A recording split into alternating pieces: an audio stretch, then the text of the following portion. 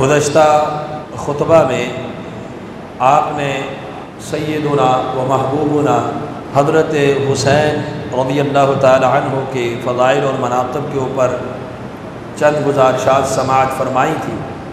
تو سیدنا حسین رضی اللہ تعالی عنہ کی شہادت، واقعہ کربلا، بعض لوگ اس کی آڑ میں محرم الحرام کے مہینے میں اس واقعہ کے رونما ہونے سے بہت پہلے جو رسول اللہ صلی اللہ علیہ وسلم کے صحابہ کرام رضوان اللہ علیہم اجمعین دنیا سے رخصت ہو چکے تھے، ان کی شان میں تنقیص کرتے ہیں اور انہیں اس واقعہ کا ذمہ دار بناتے ہیں، اور ان کے آپس کے بعد مشاجرات کو بنیاد بنا کر یا جھوٹے قصے، افسانے اور تاریخ کی کچھ جھوٹی روایات کو بنیاد بنا کر وہ صحابہ کرام رضوان اللہ علیہم اجمعین کے اوپر جرح کرتے ہیں اور ان کا مقام گھٹانے کے لیے ان کی شان میں طعن کرتے ہیں، نقص بیان کرتے ہیں، جو کہ انتہائی خطرناک عمل ہے۔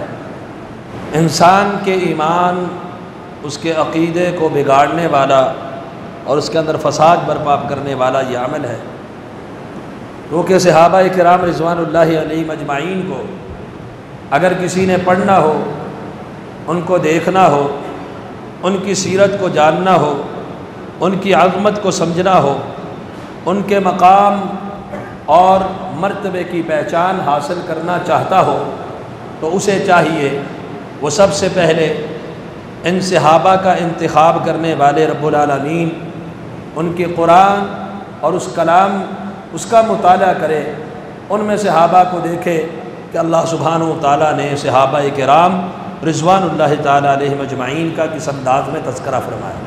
تاریخ کے اندر سچی باتیں بھی ہیں، جھوٹی باتیں بھی ہیں، کذاب اور وضاع راوی بھی ہیں، اور کچھ سنداً صحیح چیزیں بھی ہیں۔ تاریخ کے اوپر جسے سند پر عبور ہے وہ وہاں سے کچھ چیزیں لے سکتا ہے، لیکن محض صحیح اور ضعیف، من گڑت جھوٹ اور سچ کے درمیان امتیاز کیے بغیر اگر کوئی تاریخ کو اٹھا کر صحابہ پر تبرہ اور جرح کرنا شروع کر دے تو یہ اس کے سامنے صحابہ کی عظمت، صحابہ کی رفعت، صحابہ کے مقام کو بیان کرنے والی وہ کتاب ہے کہ جس کے بارے میں اللہ سبحانہ و تعالیٰ خود فرماتے ہیں لا یأتیہ الباطل من بین یدیہ ولا من خلفہ تنزیل من حکیم حمید۔ اس کتاب کے اندر باطل کی آمیزش ہو ہی نہیں سکتی، جھوٹ آ ہی نہیں سکتا۔ یہ ایسی لاریب کتاب ہے جس کا نازل کرنے والا خود رب العالمین ہے، اور قیامت تک آنے والے انسانوں کے لیے اس کو اللہ نے مشعل راہ بنایا ہے۔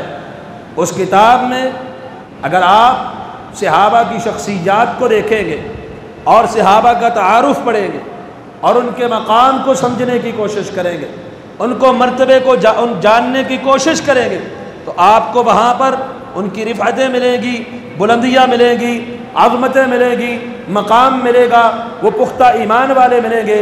ان کی مذمت اللہ تعالیٰ نے قرآن میں بیان نہیں فرمائی۔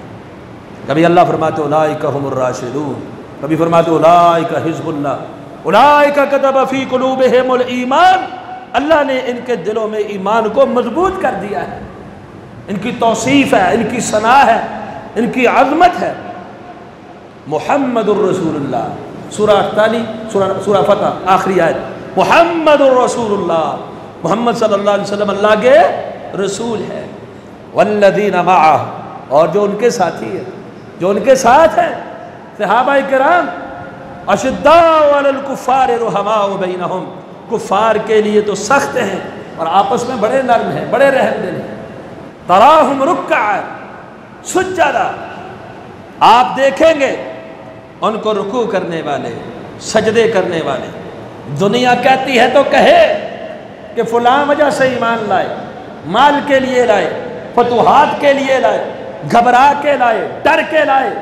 اللہ فرماتا نہیں، سارے جھوٹے بے بنیاد پروپیگنڈے ہیں۔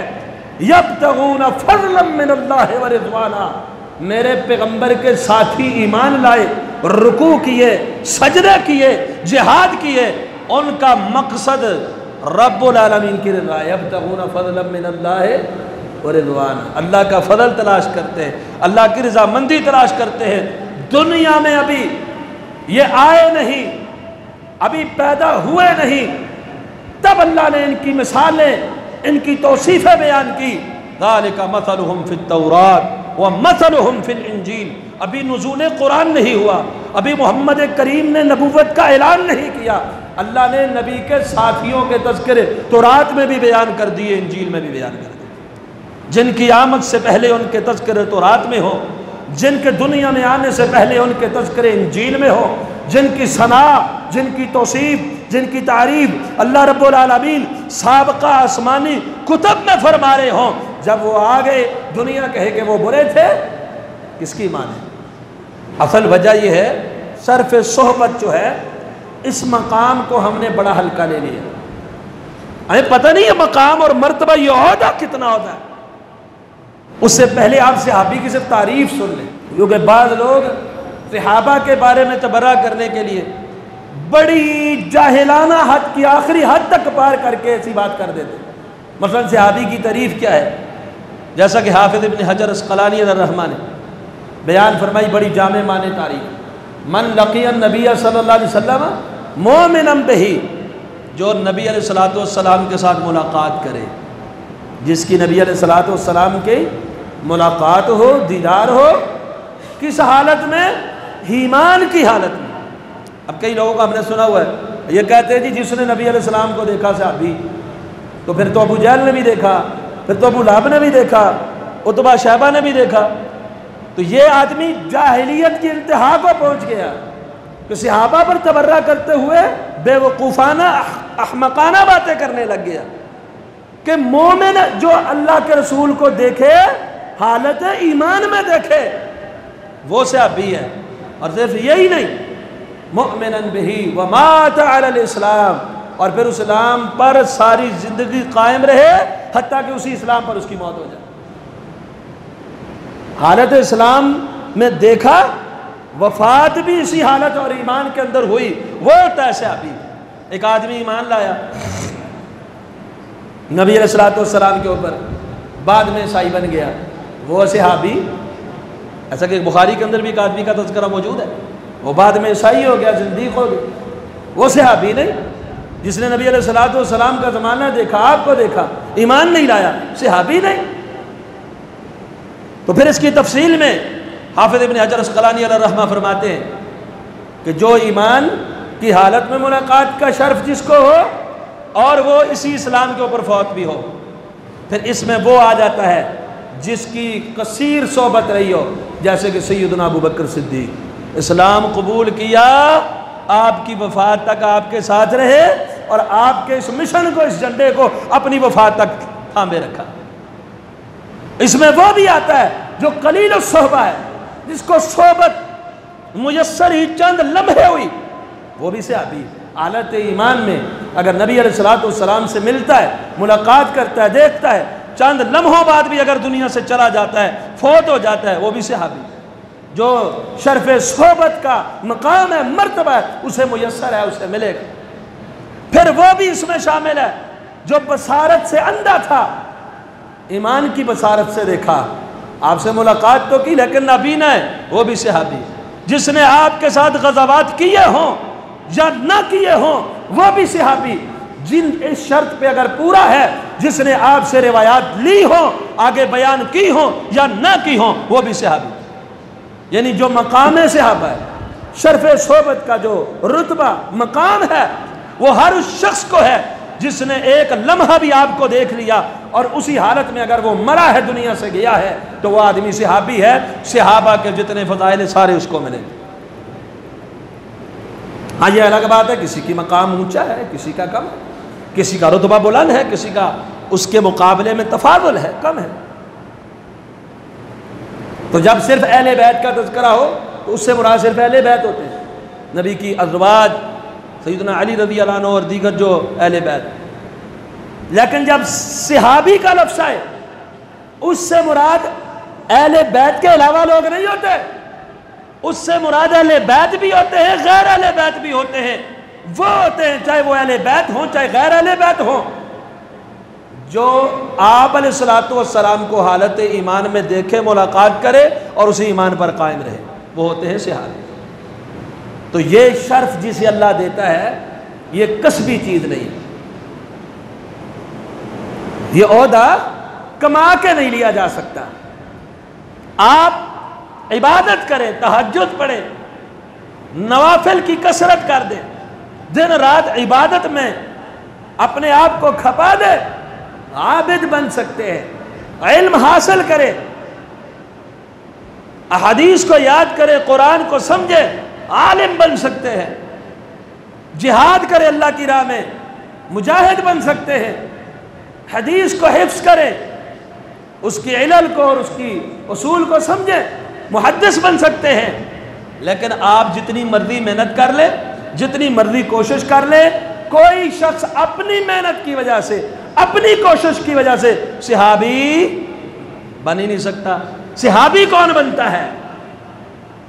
اگر کوئی اور بات سمجھ میں نہ آئے، اتنی ہی بات کافی ہے کہ صحابی از خود صحابی نہیں بنا، وہی بنا جسے اللہ نے چن لیا، جسے اللہ نے چن لی۔ تو جسے اللہ چنے اور نبی کا ساتھی بنا دے، اس کے اوپر جرا، یہ جرا کہاں جائے گی؟ اللہ کے انتخاب پہ جائے گی۔ اس کے اوپر تان اللہ سبحانہ تعالیٰ کی توہین ہے کہ اس نے ایسے شخصیات کو چنا نبی علیہ السلام کے، جیسا کہ لوگ کہتے ہیں سارے صحابہ معاذ اللہ استغفر اللہ نقل کفر نہ باشد، کہتے ہیں سارے صحابہ مرتد ہو گئے تھے سوائے 4 کے۔ کتنی بڑی جسارت ہے اور کتنا قبیح ترین جملہ ہے۔ اللہ سبحانہ وتعالیٰ سورہ النمل سورہ نمبر 27 کی آیت نمبر 59 میں فرماتے ہیں وَسَلَامٌ عَلَىٰ عِبَادِهِ الَّذِينَ اصْطَفَىٰ، سلامتی ہو ان بندوں پر جنہیں اللہ نے چن لیا، سلیکٹ کر لیا۔ اس سے کون مراد ہے؟ اس سے ایک تو مراد انبیاء ہے جنہیں اللہ نے دعوت کے لیے اور نبوت اور رسالت کے لیے چن لیا، سلیکٹ کر لیا، پہلے نمبر پر وہ ہے۔ اور دوسرے نمبر پر وہ سلامتی ہو ان بندوں پر جنہیں اللہ نے چن لیا، منتخب کر لیا۔ امام طبری اپنی تفسیر کے اندر لائے ہیں اس سے مراد صحابہ کرام ہیں جنہیں اللہ نے اپنے نبی کے لیے چن لیا۔ اور یہی بات سیدنا عبداللہ بن مسعود رضی اللہ تعالی عنہ نے فرمائی ہے۔ امام احمد المسند کے اندر روایت کرتے ہیں، حدیث نمبر 3600، سیدنا عبداللہ بن مسعود رضی اللہ عنہ فرماتے ہیں، دیکھیں کوئی صحابی خود نہیں بنا، جو صحابی بنا اسے کس نے بنایا؟ اسے منتخب کیا گیا۔ کہتے ہیں ان اللہ نظر فی قلوب العباد، عبداللہ بن مسعود رضی اللہ عنہ فرماتے ہیں اللہ نے سارے لوگوں کے بندوں کے دلوں کو چیک کیا، فوجد قلب محمد خیر قلوب العباد، جتنے دل تھے کائنات کے اولین سے لے کر آخرین تک، سارے دلوں میں اگر سب سے بہتر، سب سے اطیب، سب سے اعلیٰ، سب سے بالا، سب سے پاکیزہ، سب سے عمدہ، سب سے اچھا طیب دل پایا، محمد عربی صلی اللہ علیہ وسلم کا دل پایا، اور انہیں اپنی نبوت کے لیے سلیکٹ کر لیا، نبیوں کا سردار بنا دیا۔ پھر اللہ سبحانہ وتعالیٰ نے اپنے بندوں کے دلوں کو پرکھا، دیکھا، سارے دلوں میں فوجد قلوب اصحابہ خیر قلوب العباد، سارے دنیا کے بندوں کے دلوں میں سب سے بہترین دل پائے تو وہ رسول اللہ صلی اللہ علیہ وسلم کے صحابہ کے دل پائے، فجعلہم وزراء نبیہ، انہیں اپنے نبی کا اللہ نے وزیر بنا دیا۔ اور جنہیں اللہ نے اپنے نبی کا وزیر بنایا، ساتھی بنایا، جانثار بنایا، تابعدار بنایا، انہیں کس نے سلیکٹ کیا ہے؟ اللہ نے سارے بندوں کو، دلوں کو دیکھا، سب سے بہترین اگر دل پایا محمد الرسول اللہ صلی اللہ علیہ وسلم کے صحابہ کے دلوں کو پایا، اور فجعلہم وزراء نبیہ، اللہ نے اپنے نبی کے وزیر بنا دیا۔ یہ ہے صحابہ کرام رضوان اللہ علیہم اجمعین۔ نبی علیہ الصلوۃ والسلام نے تو ان کے کئی فضائل بیان کیے، خود رسول اللہ صلی اللہ علیہ وسلم نے قرآن میں، اب قرآن پڑھے، والسابقون الاولون من المہاجرین والانصار مہاجرین کی فضیلتیں بیان ہو رہی ہیں، انصار کی فضیلتیں بیان ہو رہی ہیں۔ والذین اتبعوہم بإحسان، جو مہاجر نہیں، انصار نہیں، ان کے نقش قدم پر بعد میں آنے والے چلے، رضی اللہ عنہم ورضوا عنہ، وہ رب سے راضی ہو گیا، اللہ ان سے راضی ہو گیا، اللہ نے ان کے لیے باغات تیار کیے جن کے نیچے سے نہریں بہ رہی ہیں۔ ذالک الفوز العظیم، یہ بڑی کامیابی۔ لقد رضی اللہ عن المؤمنین اذ یبایعونک تحت الشجرہ، جب بیعت رضوان میں درخت کے نیچے آپ کے ہاتھ پر بیعت کرتے مومن، اللہ نے سب سے راضی ہو گیا۔ اہل بدر کے اللہ نے فضائل بیان کر دی، اہل احد کے بیان کر دیے، دیگر جنگوں میں شریک ہونے والوں کے فضائل، انصار کے فضائل، مہاجرین کے فضائل، اور پھر نام لے لے کر ابو بکر کے فضائل احادیث میں آپ پڑھیں، عمر کے فضائل، عثمان کے، علی کے، حسن کے، حسین کے، سعد بن عبادہ کے، سعد بن معاذ کے، سیدنا ابو ہریرہ کے، دیگر جتنے بھی صحابہ ہیں۔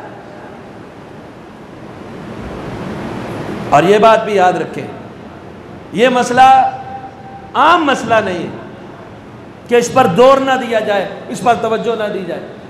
کچھ باتیں ایسی ہوتی ہیں لوگ کہہ دیتے ہیں اور چھوڑو جی، چھوٹے موٹے مسائل ہیں، فروعی مسائل ہیں، درگزر کرو۔ لیکن یہ مسئلہ، یہ عام مسئلہ نہیں ہے۔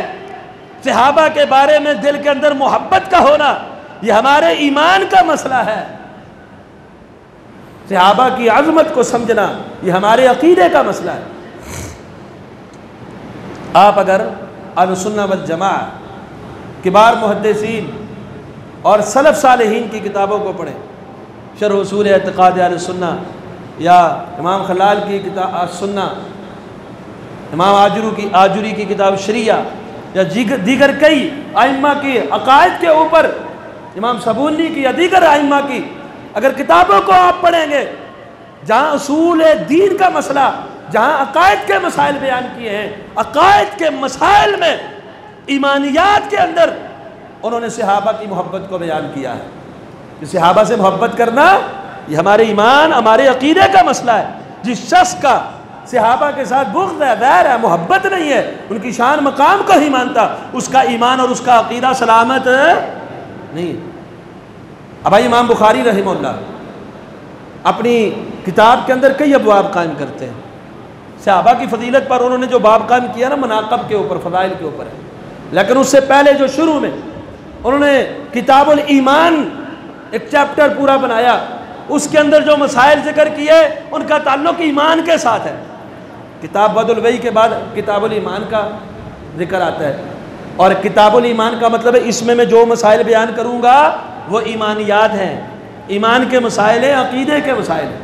اور میں آگے جا کر حدیث نمبر 17 ہے، اس سے پہلے بیان کیا انصار سے محبت ایمان کی علامت ہے اور انصار سے بغض نفاق کی علامت۔ منافق بندہ کب ہوتا ہے؟ جب ایمان زبان سے وہ کہہ رہا ہوتا ہے میں مسلمان ہوں، دل کے اندر ایمان نہیں ہوتا۔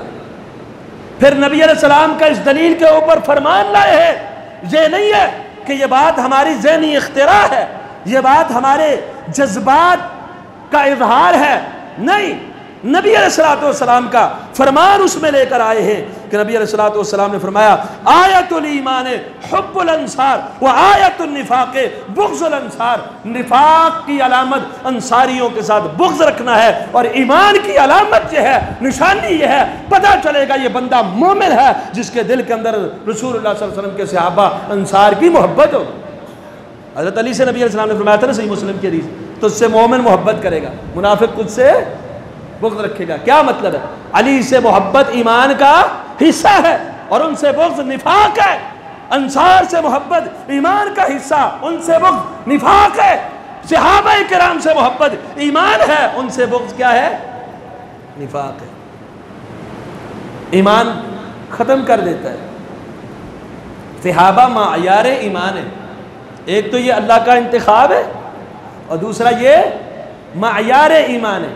ایک آدمی کے ایمان کا پتہ چلتا ہے صحابہ کے ساتھ محبت کی وجہ سے۔ بعض سلف کے یہ قول موجود ہے، اگر فلاں شہر سے لے کر فلاں شہر تک مسلمانوں کو قید کر دیا جائے، مسلمانوں کو، جیسے کہ امام خلال کی کتاب السنہ کے اندر موجود ہے، کہ فلاں علاقے سے لے کر فلاں علاقے تک کے سارے مسلمانوں کو قید کر دیا جائے، پھر ایک آدمی اٹھے سارے مسلمانوں کو آزاد کروائے، اس کے دل میں صحابہ کا بغض ہو، اللہ اس کی یہ نیکی بھی قبول نہیں فرمائے، کیونکہ ایمان نہیں ہے نا، عقیدہ درست نہیں ہے۔ تو اس لیے صحابہ سے محبت ایمان کا حصہ ہے۔ خود رسول اللہ صلی اللہ علیہ وسلم نے صحابہ کی تکریم کا درس دیا ہے، جیسا کہ سنن نسائی الکبریٰ کے اندر حدیث نمبر 9222 ہے، نبی علیہ السلام نے فرمایا اکرموا اصحابی، میرے صحابہ کی تکریم کرو، عزت کرو میرے صحابہ۔ اور صحیح بخاری کی معروف حدیث ہے 2541، آپ پہلے بھی سن چکے ہیں، لا تسبوا اصحابی، میرے صحابہ کو برا بلا مت کہو، فلو ان احدکم انفق مثل احد ذهبا ما بلغ مد احدهم ولا نصیفا، میرے صحابہ کو برا بلا مت کہو، اگر تم میں سے کوئی شخص احد پہاڑ جتنا سونا اللہ کی راہ میں خرچ کر دے، میرے صحابی کے ایک مد کا بھی مقابلہ نہیں کر سکتا۔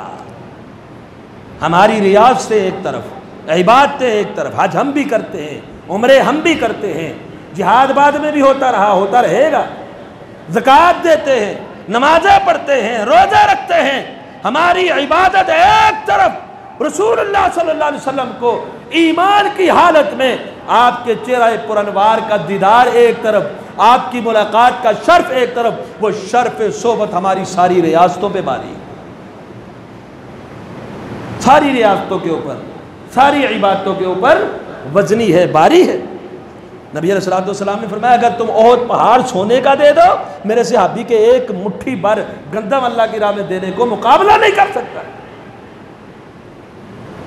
اور رسول اکرم صلی اللہ علیہ وسلم نے یہ بھی فرمایا ہے، سلسلہ صحیحہ میں حدیث نمبر 2340، امام طبرانی کی موجم الکبیر کے بھی اندر بھی ہے، احمد بن حنبل کتاب اور فضائل الصحابہ کے اندر بھی موجود ہے، من سب اصحابی، جس نے میرے صحابی کو برا بلا کہا، تان تشنیع کی، جرح کی، شان میں کمی اور نقص بیان کیا، فعلی لعنت اللہ والملائکۃ والناس اجمعین، اس پر اللہ کی بھی لعنت ہو، اللہ کے فرشتوں کی بھی لعنت ہو، اور ساری کائنات کے لوگوں کی لعنت۔ حسن سند کے ساتھ یہ روایت ہے کہ جو میرے صحابی کو برا بلا کہے، ساری کائنات کے لوگوں کی، فرشتوں کی، اللہ کی اس کے اوپر کیا ہو؟ تو جو بندہ اتنا بڑا ملعون ہو کہ جس پہ اللہ کی بھی لعنت، فرشتوں کی بھی لعنت، ساری کائنات کے لوگوں کی بھی لعنت، یہ کوئی چھوٹی بات کے اوپر اتنی بڑی لعنت کہی گئی؟ یہ بہت بڑا کبیرہ اور قبیح قسم کا فعل ہے کہ صحابہ کی شان میں جو ہے وہ کمی کی جائے۔ یہ بات ہمیں قرآن سے بھی اور حدیث سے بھی جو میں نے آپ کے سامنے رکھی ہیں سمجھ آئی، اور ائمہ محدثین اور سلف صالحین نے بھی ہمیں یہی سمجھایا۔ امام مالک رحمہ اللہ، امام دار الہجرہ، ان کا قول امام ابو نعیم الاصبہانی کی کتاب حلیۃ الاولیاء جلد نمبر 6 صفحہ نمبر 322 کے اندر موجود ہے، من تنقص احدا من اصحاب رسول اللہ صلی اللہ علیہ وسلم، جس نے نبی علیہ السلام کے صحابہ میں سے کسی ایک، یہ بات صرف ابو بکر و عمر کی نہیں ہو رہی، عثمان و علی کی نہیں ہو رہی، حسنین کریمین کی نہیں ہوگی، ازواج مطہرات کی نہیں ہو رہی، کسی ایک صحابی کی شان میں اس نے تنقیص کی ہے، اسے گھٹایا ہے، یا زبان سے نہیں گھٹاتا، چپ رہتا ہے، اس کے دل میں نبی علیہ السلام کے صحابہ میں سے کسی ایک کے لیے غل ہے، کینہ ہے، دشمنی ہے، نفرت ہے، بغض ہے، فَلَيْسَ لَهُ حَقٌ فِي فَيْءِ الْمُسْلِمِينَ، مسلمانوں کو جو مال فے ملتا ہے اس میں اس کا کوئی حق نہیں، کیونکہ وہ مسلمان۔ امام احمد بن حنبل رحمہ اللہ، امام اہل سنہ جن کو لقب دیا جاتا ہے، امام نے جوزی کی کتاب مناقب احمد بن حنبل رحمہ اللہ کے اندر موجود ہے، ان کا قول، اور بھی کئی اقوال ہیں ان کے، لیکن یہ قول اذا رأیت رجلا، جب آپ دیکھیں کوئی آدمی ایسا بھی ہے، یذکر احدا من اصحاب رسول اللہ، رسول اللہ صلی اللہ علیہ وسلم کے صحابہ میں سے کسی ایک کا تذکرہ کرتا ہے، بات کرتا ہے ان کے بارے میں، کیسی؟ بے سوء ادب کے ساتھ، برائی کے ساتھ، شان میں کمی کے ساتھ، فاتہمہ علی الاسلام، اس کے اسلام کو مشکوک قرار دے دو، وہ صحیح معنوں کے اندر مسلمان نہیں ہے۔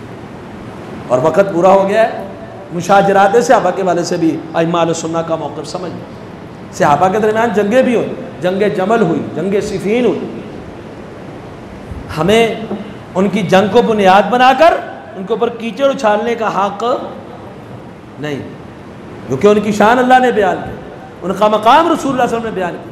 اللہ کے رسول نے ہمیں یہ تعلیم دی، اکرموا اصحابی، جو میرا صحابی ہے، اسلام پہ مرا ہے، مجھے دیکھا ہے، اس کی تکریم کرنی ہے، اس کی شان میں نقص بیان نہیں کرنا۔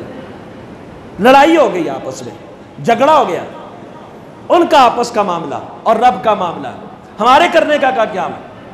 امام ابو حاتم الرازی اور امام ابو زرعہ الرازی رحمہ اللہ دونوں فرماتے ہیں ہم نے اہل علم کو دیکھا، اس پر امت کا اجماع ہے سلف کا، ہم نے اہل علم کو دیکھا فی جمیع الامصار، سارے شہروں کے اندر، مصر میں، حجاز میں، یمن میں، شام میں، سارے علاقوں کے اہل علم کو، محدثین کو، فقہاء کو، علماء کو ہم نے ادرکنا العلماء فی جمیع الامصار، ہم نے اسی عقیدے کے اوپر پایا، اسی منہج کے اوپر پایا کہ صحابہ کی آپس کے جنگ کے حوالے سے الکف عما شجر فیما بینہم، ان کے درمیان جو جنگ ہے اپنی زبان کو بند رکھو۔ جو شخص اپنی زبان کھولے گا اپنا امام اپنا بیڑا غرق کرے گا، ان کی شان میں کمی کو نہیں لا سکتا، ان کو جو اللہ نے دینا تھا دے دیا۔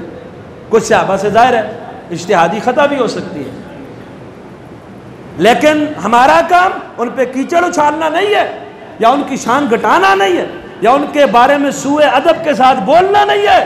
ہمارا زبان ہے ان کی آپسی جنگوں کے حوالے سے بھی تمام اہل سنت کا اور دیگر عقائد کی کتابیں اہل سنت کی آپ پڑھ کے دیکھ لیں، محدثین کی اسلام کی اساس پر لکھی ہوئی کتابیں پڑھ کے دیکھ لیں، ان میں یہی موقف یہی منہج تمام اہل علم کا دیا ہوا ہے۔ صحابہ کے آپسی معاملات کے اندر تم نے زبان کو بند رکھنا ہے، الکف، اپنی زبان کو روک کے رکھنا ہے، یہ نہ ہو۔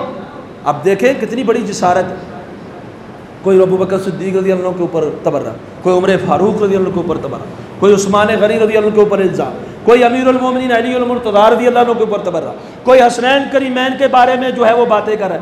کیا پدی کا شوربہ، اپنا مقام اس کا اپنی۔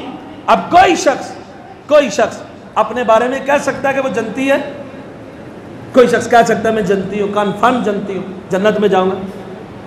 ہم صحابہ کے بارے میں کہہ سکتے ہیں، اور جن کا جنتی ہونے کے بارے میں آپ برملا کہہ سکتے ہیں، بلا جھجک کہہ سکتے ہیں کہ وہ جنت میں جائے گا، اس کے بارے میں زبان درازی کرتے ہو، حالانکہ زبان درازی کرنے والا اپنے بارے میں کہہ سکتا میں نہیں کہہ سکتا میں جنت میں جاؤں گا، یہ تو اللہ کی مرضی، کیا پتہ خاتمہ کیسا ہوتا ہے، امید ہے رب پہ، لیکن کنفرم بالجزم کوئی اپنے بارے میں کہہ سکتا، لیکن صحابہ کے بارے میں وَكُلًّا وَعَدَ اللَّهُ الْحُسْنَى، سب کے ساتھ اللہ نے وعدہ کر لیا اچھائی کا۔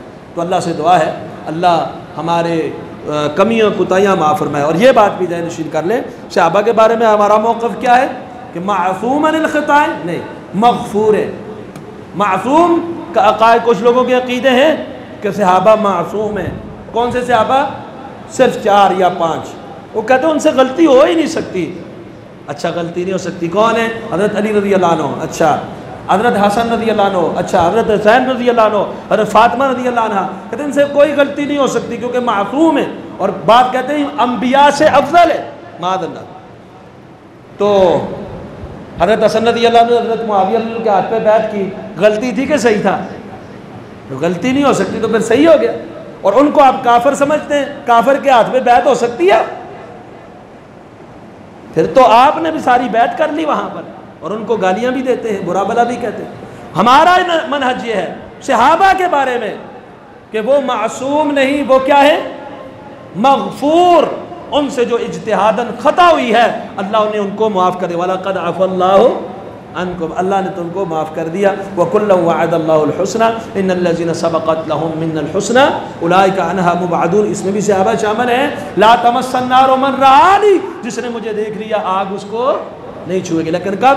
ایمان کی حالت میں، اور فوت بھی اسی حالت ایمان میں ہوا ہو۔ اقول قولی ھذا استغفر اللہ لی ولکم ولسائر المسلمین۔